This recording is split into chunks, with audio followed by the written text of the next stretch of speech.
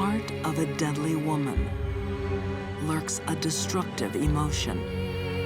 Jealousy is the most common motivator of murder. A pretty passenger escapes a crime scene with a grisly secret. Who is this woman? Who is this enigma? Who is this trunk murderess? A seductress flits from romantic meals to murder. This case was every cheating husband's worst nightmare. And a bizarre love triangle is shattered in a spiteful bloodbath. There was a chainsaw dismembering a body in my basement. Hungry for love, consumed by hate. These are deadly women with hearts of darkness.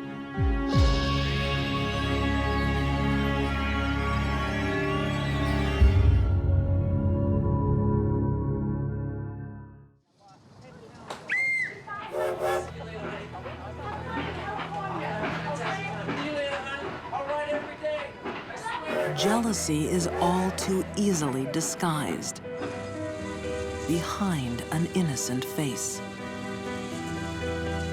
Like the face of a passenger on the train to Los Angeles in 1931.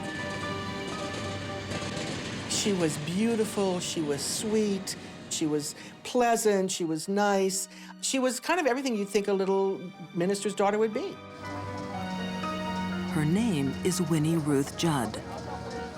She arrives in a new city with a few pennies in her pocket and a suitcase full of secrets. And then they start discovering that the trunk is bleeding. When the trunk is opened, America will be left reeling. This is the biggest sensational case in the entire country. Papers all over the nation are writing about this unbelievable situation. The trunks, the bloody trunk. I mean, who is this woman? Who is this enigma? Who is this trunk murderess? It was frantic. No one knows the tale of Winnie Ruth Judd better than writer Jana Bommersback. She had every right to believe she would have a white picket fence and a nice little life, and that's not the way it turned out. Phoenix, Arizona. One night in 1931. So Jack popped into the office yesterday, and he said that they should be here about 8:30, so... Roommates Anne Leroy and Sammy Samuelson are in the mood to entertain. He said he was going to bring a friend. Really? I wonder who he's bringing. We're here. Hello.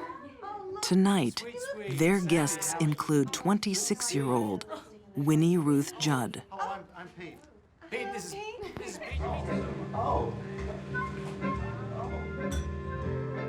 my darling.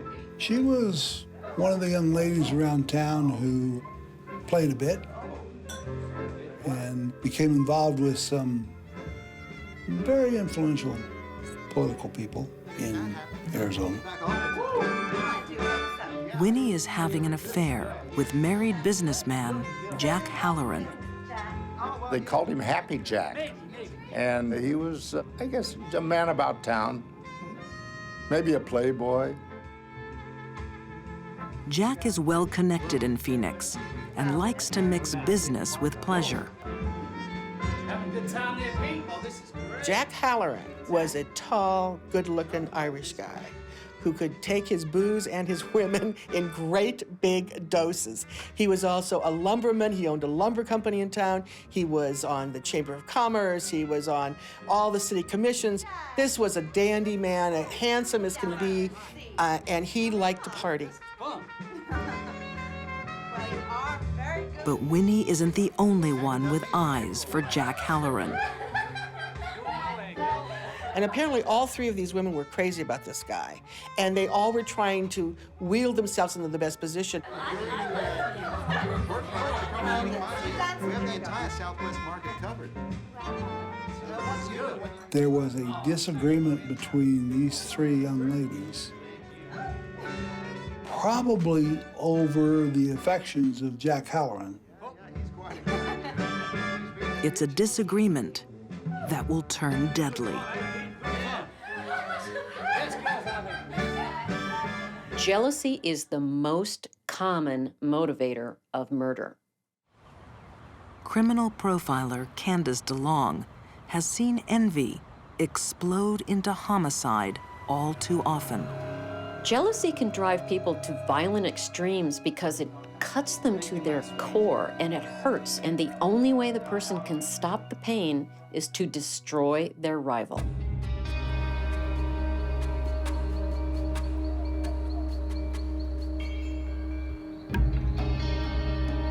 The next night, Winnie pays the girls a visit.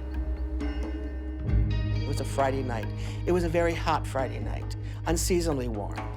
Winnie had gone over to have dinner with Anne and Sammy. Where was the cat dragged in? Their friendship has soured. I think we need to talk about something. I thought I told you to stay away from Jack. I will do whatever I want to And do. you've been sleeping with him, haven't you? They start fighting, and they're fighting over Jack. They're all jealous of Jack.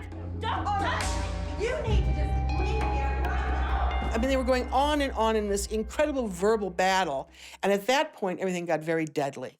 Oh, how dare you? Okay, now you need to get out. No. No, right now. Sammy tries to shoot Winnie, and Winnie grapples with her, and they struggle, and the gun goes off. Winnie is shot in the hand. She grabs the gun, and in the course of that, she actually shoots Sammy. What are you doing? And Winnie says that she took the gun, raised it up, shot at Anne. Oh, what have you done? No, no, Winnie.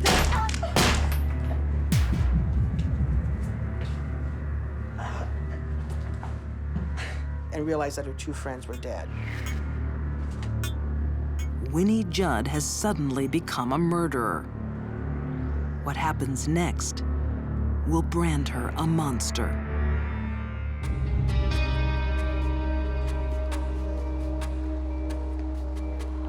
Phoenix, Arizona, 1931. The lives of two women have ended tonight, and the life of a third has changed forever. Her friends are dead. At the end of a matter of 5 minutes of going in to talk to them, they're dead. 26-year-old Winnie Ruth Judd has killed her friends in an argument over a man. Now, her thoughts turn to the problem of what to do with their bodies.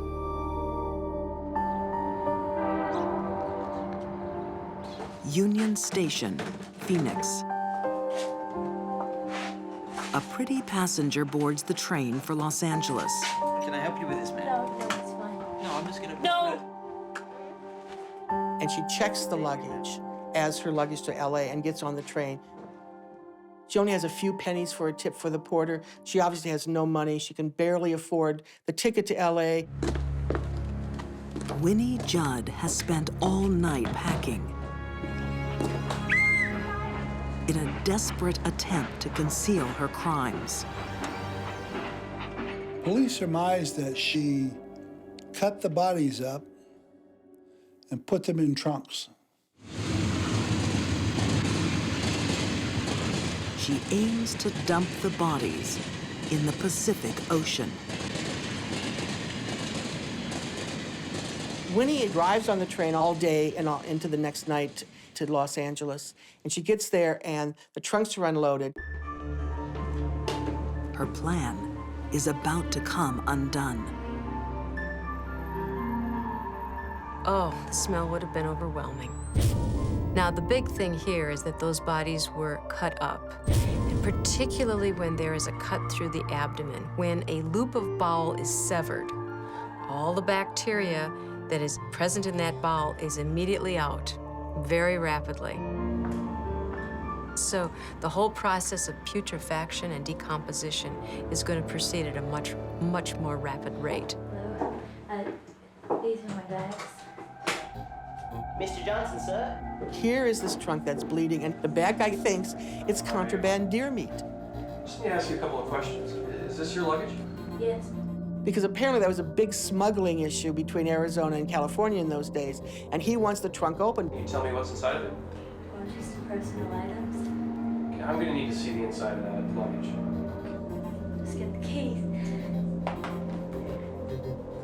Winnie knows her secret is seeping out. Oh, my brother has them. My brother has the keys. He's just at home. Well, can we call him? No, I'll just go and get No, really, you need to stay here, ma'am. She leaves, never to return. Eventually, they force open the bag, Oh, and he sees a woman's head. oh my God.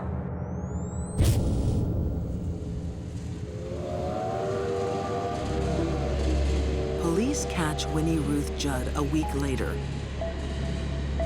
Convicted of murder, she's confined to a mental hospital for the next 40 years. Some believe justice has been served. Others are not so sure. There was a distinct effort to make sure this woman was convicted and put away. You know, they called her the trunk murderess. They called her the butcher. They said she was a cold-blooded killer and she had cut up her best friend. They gave her one of the longest sentences in the history of the country, 38 years, 11 months, and 22 days. But they were wrong. In Phoenix today, the murder house still stands. But for Jana Bommersbach, the case against Winnie Judd has collapsed. She believes Winnie was framed in a police investigation that was flawed from the beginning. They not only let people traipse to the crime scene, they charged 10 cents a head in most of Maricopa County, walk through the crime scene. Before, they collected one shred of evidence, one piece of blood evidence, one piece of any kind of forensic evidence. That crime scene was so trampled, there was no possible way you could ever mount a decent, honest case in that house. In fact, the investigation is so murky, the police department never established the exact sequence of events leading up to this. There are also doubts about what happened after the murders. Forensic pathologist Janice Amatuzio thinks Winnie couldn't have cut up a victim alone. Disarticulation of a human being is an art that, fortunately, most people don't know. In my opinion, somebody with a lot of experience and somebody with a fair amount of strength would be required to disarticulate a human being.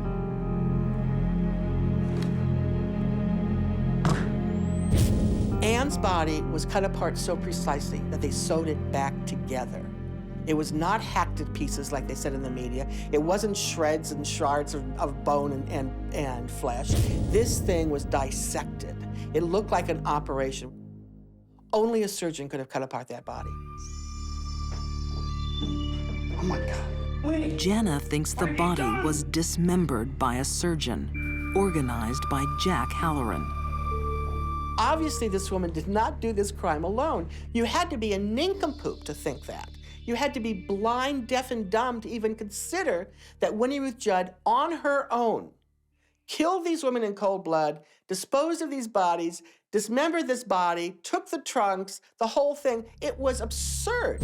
And what they were trying to cover up is who else had helped her, like Jack Halloran.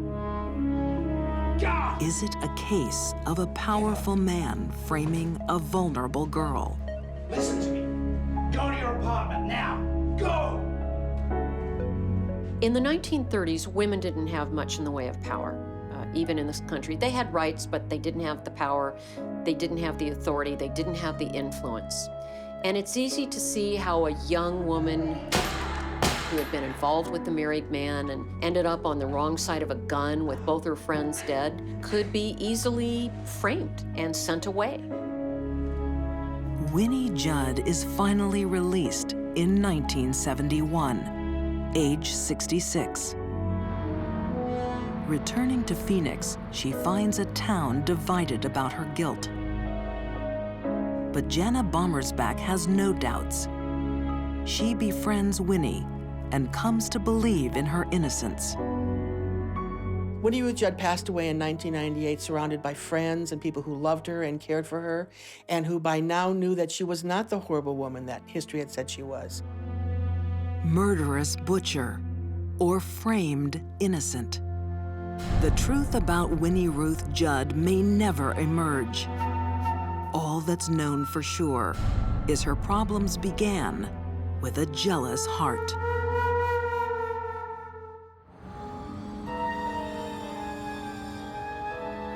When a deadly woman strikes, the world can change in an instant.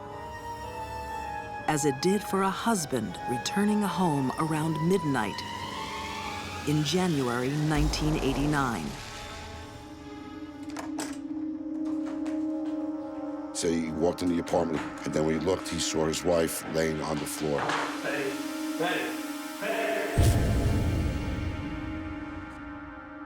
And that's when he discovered an enormous amount of blood. Paul Solomon calls 911, but it's too late. Hello? His wife is dead. I think my wife's been shot.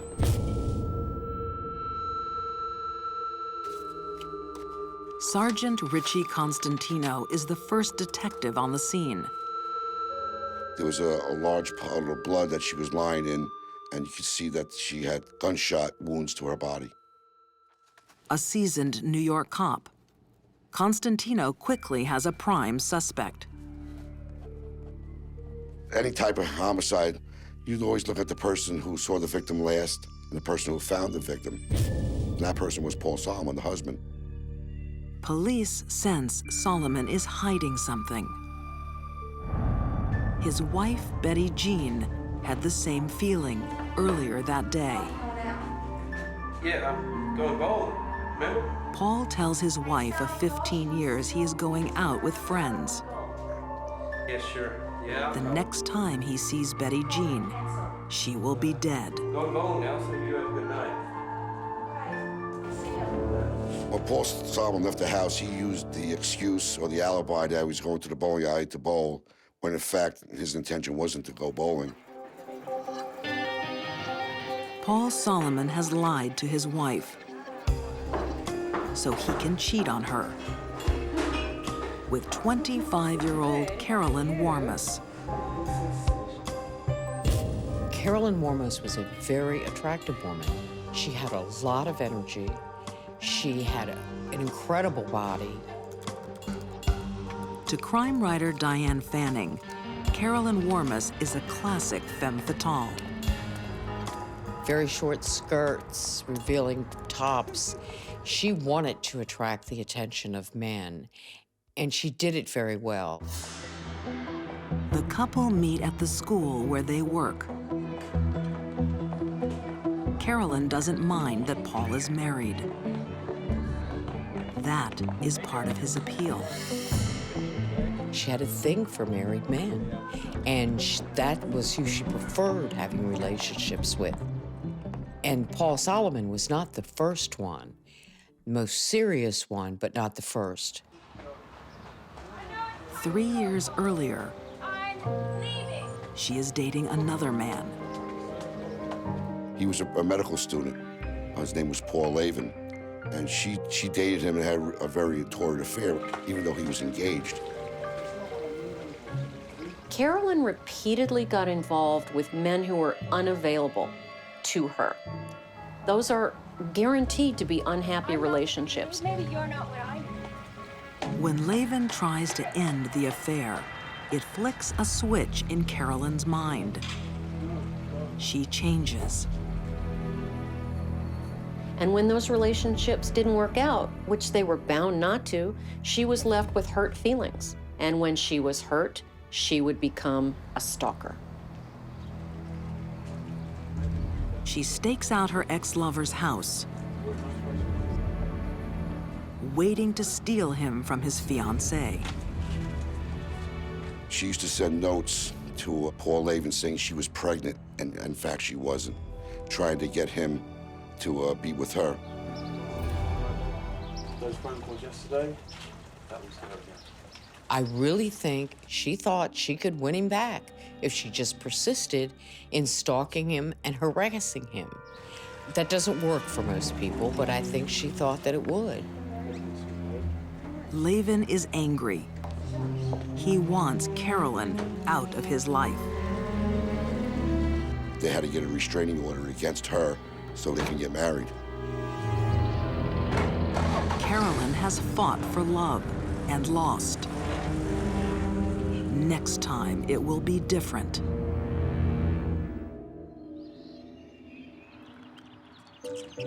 New York, 1988. Carolyn Warmus has attracted another attached man, Paul Solomon.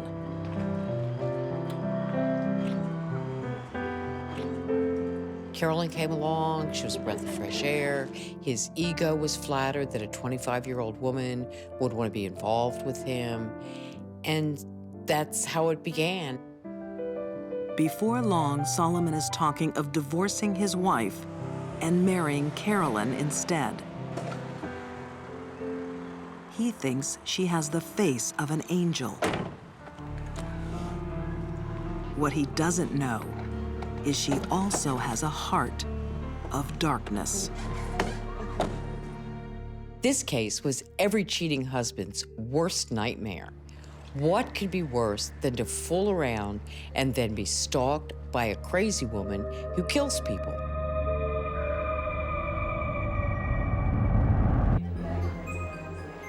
Treetops Lounge in Yonkers, New York, 1989.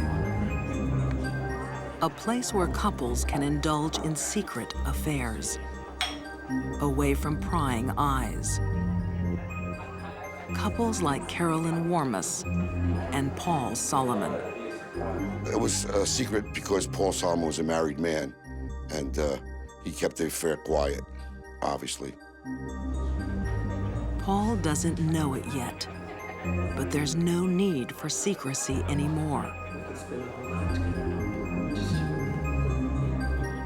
His marriage ended a half an hour before, in a hail of bullets. She's dangerous. If I was Paul Solomon, I'd be concerned. Solomon's lover is a pretty girl from a privileged background and a woman consumed by a destructive desire. Carolyn wanted to break up other marriages. She wanted to be the reason a man left his wife. It was the way to give meaning to her life if she could be the seductress who took the man away. Carolyn's greatest desire remains unfulfilled. She's been dumped by a series of attached men, starting with the first man she ever loved. Carolyn lost her father out of her daily life when she was a young girl. Her father left the family to go with another younger woman. And I think that set into motion some serious psychological problems for Carolyn because she felt abandoned by her father. Every time a man leaves, she feels abandoned again. When Paul Solomon starts to pull away, she decides it's time to fight back. When she found out that he wasn't going to divorce his wife, she felt that she had to take matters into her own hands, and she did. It's a Sunday evening in 1989. Carolyn calls Paul Solomon and asks him to meet her at Treetops Lounge. His wife, Betty Jean, is home alone. Meanwhile, Carolyn is sneaking over to the house. No one's sure how she got in.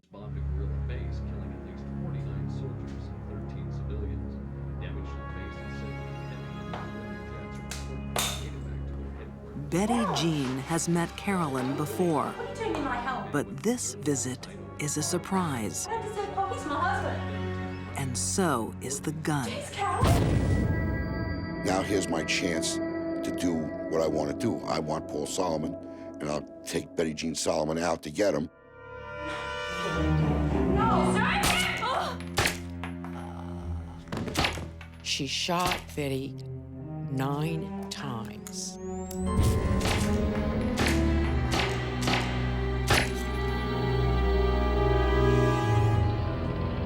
She wanted total destruction. She was in competition with Betty Jean, and she wanted her destroyed.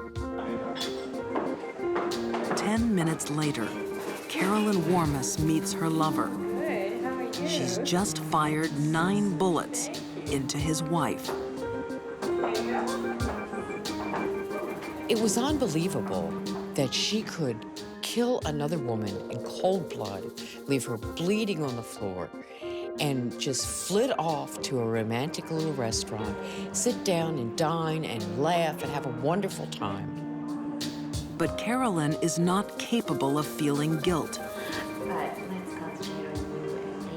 She was calm because she's a sociopath. She had no guilt about what she did, and she wasn't particularly nervous at all about being caught. At last, Carolyn has Paul to herself. She has fought for a married man and won. Now it's time to celebrate. And they left together, and in the parking lot, they went to Carolyn Warmus's vehicle where they engaged in sex.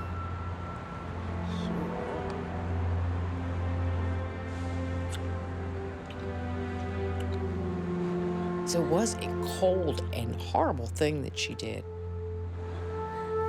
Take someone's life and then go have fun. For Paul Solomon, the fun comes to a halt when he gets home.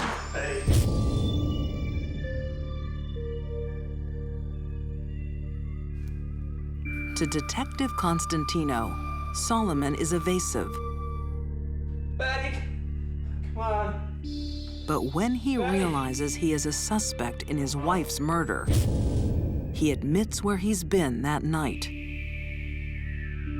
He admitted that he went to meet Carolyn Warmus at a place called Treetops Lounge in Yonkers. Paul Solomon doesn't believe Carolyn killed his wife. Police are not so sure. After months of painstaking detective work, they connect her to the crime. She is convicted of second-degree murder. At her sentencing, she stood up there and insisted she was innocent. She was going to jail for a horrible crime that she did not commit, and yet all the evidence made it clear. By this time, her man has turned against her. And she was very bitter because Paul was supposed to stick beside her and be there with her, and he just refused. The worst fear of Carolyn Warmus is to be abandoned and alone. But that is just where she finds herself today, in prison for 25 years.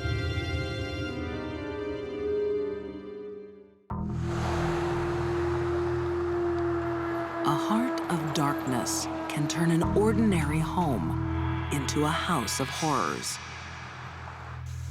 Jackie Chesmore has seen it happen.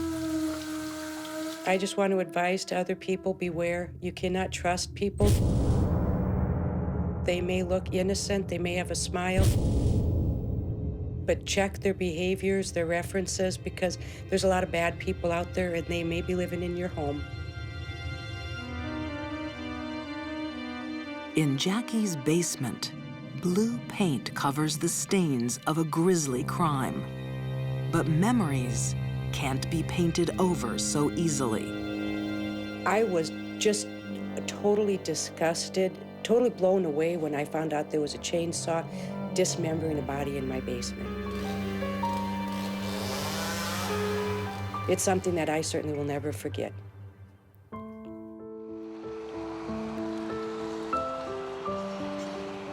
Sioux Falls, South Dakota, 2006. Detective Troy Duncan investigates the disappearance of a local deaf woman, Darlene Vandergiesen. The majority of missing person cases we have, the people turn up and there's a logical, reasonable explanation of where they had been. But Darlene's disappearance has her family fearing the worst. Darlene's parents, family, and friends were gathered at Darlene's apartment, trying to put their heads together, trying to gather their wits to try and figure out where Darlene might be. Dee Vandergiesen welcomes a visit by her daughter's friends. One of them is Darlene's killer. She embraced Darlene's mother. She said to her mother, "I know that your daughter is missing. I am praying for you. I pray for her safe return." She said these things to Dee Vandergiesen within hours of having dismembered Darlene's body and disposing of it in a dumpster. The previous spring, the sun is shining in Sioux Falls. For Sally Collins and fellow deaf woman Daphne Wright, the world seems a happy place. Sally was a friend of Daphne's, and she had moved in at the same time Daphne had in August the year before. Their landlady, Jackie Chesmore, doesn't realize that Daphne and Sally are lovers.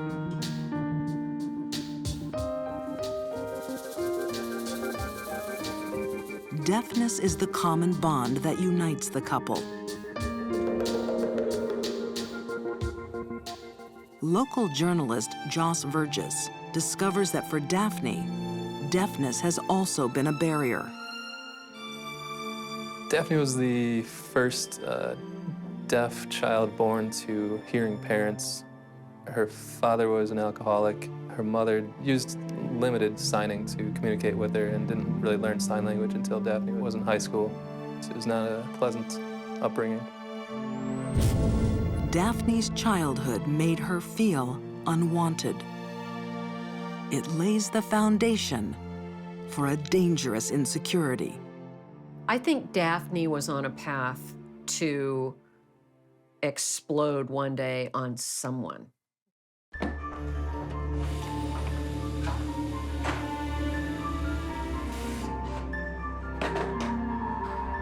Over time, Daphne's demeanor changes.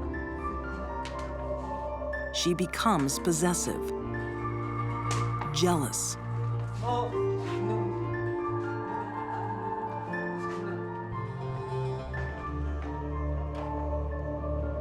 Daphne could be kind of jealous and controlling and angry at times.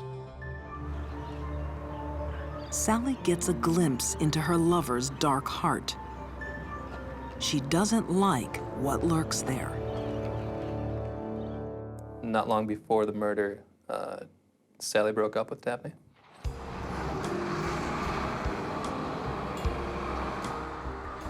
A month after their breakup, Daphne visits Sally at her new apartment. She wants to make amends. But there's a problem. Sally has a new friend, Darlene Vandergiesen. She was a deaf woman. She lived alone. She was a very popular employee with her colleagues. State's Attorney Dave Nelson would later prosecute Darlene's killer.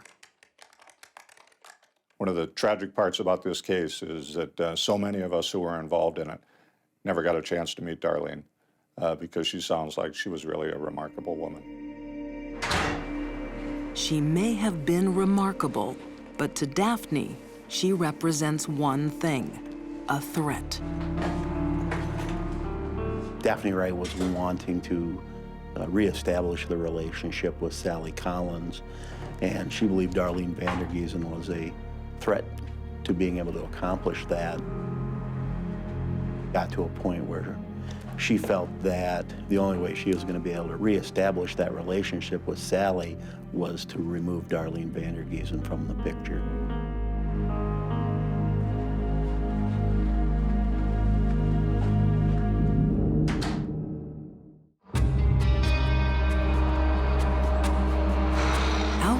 It's Sioux Falls, South Dakota. Scavengers swarm on a landfill site.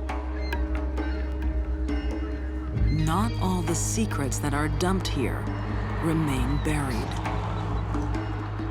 A search was conducted of the landfill in probably 10 days of a very frigid South Dakota February.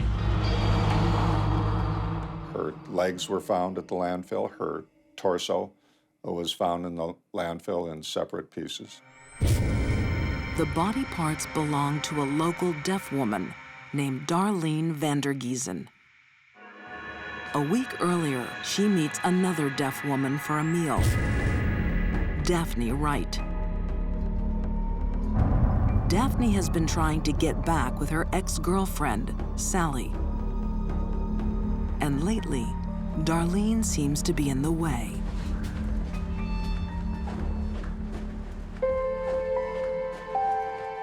Daphne became jealous of the relationship between Sally and Darlene, and she took extraordinary steps to try to keep Darlene away from Sally Collins. She was motivated by jealousy. But tonight, Daphne's jealousy seems forgotten. Daphne Wright scheduled a meeting with Darlene Vandergiesen here in Sioux Falls to occur on February 1st. She did that ostensibly to meet Darlene to plan for a birthday celebration or a Valentine's celebration for Sally Collins. That was a charade. It was a pretense in order to get Darlene to come to the restaurant. Darlene walks into a fatal trap.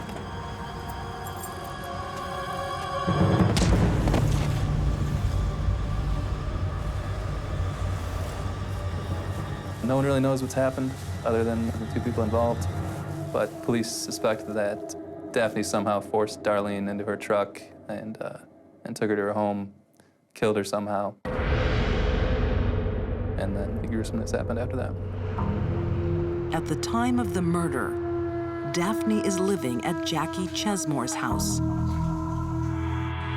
One afternoon, she sees Daphne in the basement, dragging a large bundle. And it looked like something was rolled up in there. And I looked down there, and my first thought was, what is this? And I almost went down there. I asked her if she needed help, and she immediately signed no, she needed no help, and signed me to go away. Jackie is haunted by what might have happened if she descended those stairs. I do believe if I had gone down there, I would have had to either been complacent with her and help her take the body out, or she would have taken care of me also. Daphne would have had to have done something to keep me from talking. Daphne doesn't dispose of the body right away. For 2 days, it lies in the basement. She's waiting for something. The defendant was broke. She had no money. She received a government disability check, coincidentally, on February 3rd, that Friday. So at that point is when she finally had enough money to go out and purchase a chainsaw, $53 at the hardware store. Now, Daphne can get to work. Daphne could have taken the body to a ditch or a dumpster area, something. She chose to wait because she wanted to chop her up. Evidence of the intense rage within her. Her weapon of choice splatters DNA clues from floor to ceiling. Clues she will try to hide. A week after the murder, police investigate threatening emails sent to Darlene before her death. They come from Daphne Wright's home. Daphne Wright was questioned by law enforcement about a week after the disappearance of Darlene Vandergiesen. She told them a pack of lies. In Daphne's basement, police find some grim evidence. We found in the concrete floor what we thought were cut marks that could possibly come from a chainsaw. They found fresh blue paint on the walls. It became clear that it was used to cover something up. They later figured out that there were tiny bits of Darlene's flesh in there, flesh and bone.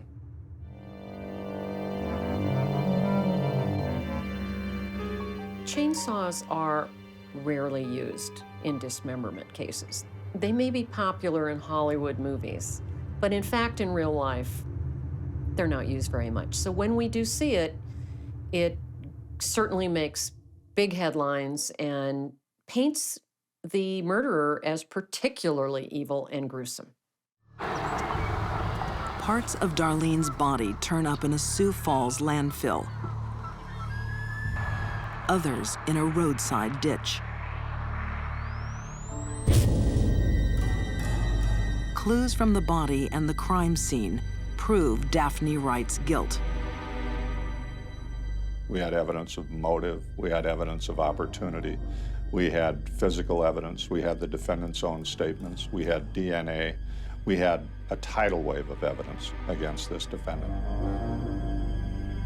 Daphne Wright was convicted of 2 counts of murder in the first degree. A deaf woman who had a difficult childhood. Daphne Wright killed to defend the only love she'd known. But when jealousy entered her heart, it clouded her vision. She thought that Darlene Vandergiesen was out to destroy her relationship with Sally Collins. That was not true. Darlene was heterosexual and known to date men. The motive for her murder was unfounded jealousy. Darlene and Sally Collins had struck up a friendship. They obviously enjoyed playing cards together and doing things together, but we believe they were only friends. There was no intimate relationship. It was all in Daphne's head. That tells me that Daphne had a very dark and dangerous rage growing inside her, probably for a long, long time. For Daphne Wright, the guilty verdict means life behind bars. For Jackie Chesmore, it means freedom from a life of fear. When Daphne was sentenced, it was exhilaration. I knew that she would never come back to my home. I knew I would never have to worry about her coming back to my house and doing anything to hurt me.